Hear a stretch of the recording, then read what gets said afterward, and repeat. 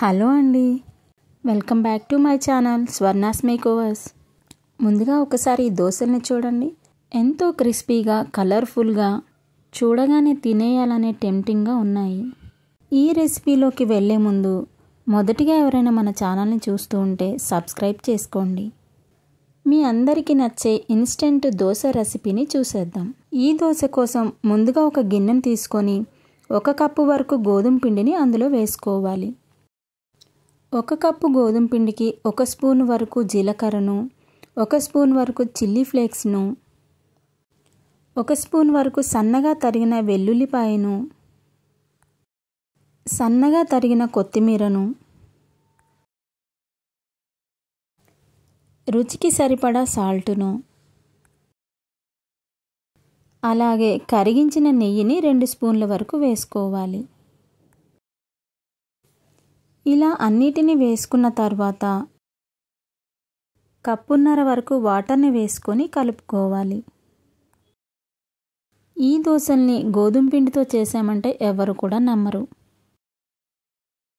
రవ దోశ లాగానే చాలా క్రిస్పీగా వస్తాయి.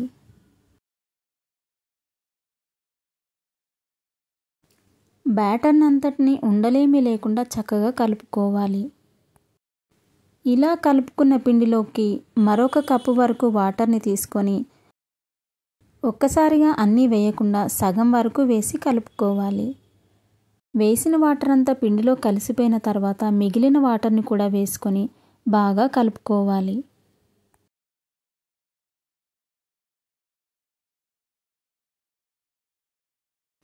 రవ దోశకి లాగానే ఈ బ్యాటర్ను పల్చగా కలుపుకోవాలి.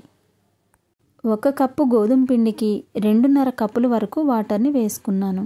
కలుపుకున్న పిండిని అలా పక్కనుంచేసుకొని స్టవ్ వెలిగించేసుకొని ఒక ప్యాన్ పెట్టుకొని ప్యాన్ బాగా హీట్ అయిన తర్వాత ఈ బ్యాటర్ని ఇలా గరిటెతో పోసుకోవాలి. ప్యాన్ బాగా హీట్ అయిన తర్వాతనే వేసుకోవాలండి, లేదంటే ఇలా హోల్స్గా రావు. దోశ పైన తడి ఆరిపోయిన తర్వాత 1 స్పూన్ వరకు నెయ్యిని వేసుకోవాలి. దోశ వేసిన తర్వాత లో టు మీడియం ఫ్లేమ్లో అడ్జస్ట్ చేసుకుంటూ కాల్చుకోవాలి. ఇలా పైనంతా కలర్ వచ్చిన తర్వాత రెండో వైపుకి టర్న్ చేసుకోవాలి. చూసారా, మన దోశ పల్చగా పేపర్ లాగా వచ్చేసింది. రెండో వైపు కాల్చుకోకపోయినా బాగానే ఉంటుంది. ఇలా రెండో వైపు కూడా కాల్చామంటే కాస్త క్రిస్పీగా ఉంటుంది.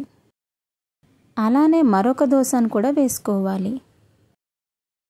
ఈ దోశలు కాలడానికి కాస్త టైం పడుతుంది. అలాగని ఫుల్లో పెట్టేశారంటే త్వరగా కలర్ వచ్చేసి మెత్తగా ఉంటాయి. దోశ అంతా ఈవెన్గా కాలాలంటే పెనమును అటు ఇటు తిప్పుకుంటూ కాల్చుకోవాలి. ఇలా దోశ కాలిపోయిన తర్వాత ఈసారి నేను రెండో వైపుకు టర్న్ చేయలేదు, అలానే తీసేశాను. అలా వన్ సైడ్ కాల్చిన చాలా క్రిస్పీగా వచ్చాయి. అంతేనండి, మన గోధుమ పిండి దోశలు రెడీ అయిపోయాయి. ఈ దోశల్ని ఉట్టివైనా తినేయొచ్చు. నేనైతే టమాటా కచప్తో సర్వ్ చేశాను. మీరు ఏ చట్నీతో సర్వ్ చేసినా చాలా బాగుంటాయి ఈ దోశలు. నచ్చిందా? నచ్చితే ఒక లైక్ చేయండి, సబ్స్క్రైబ్ చేయడం మాత్రం మర్చిపోకండి. మరొక వీడియోతో మళ్ళీ కలుసుకుందాం. అంతవరకు బాయ్.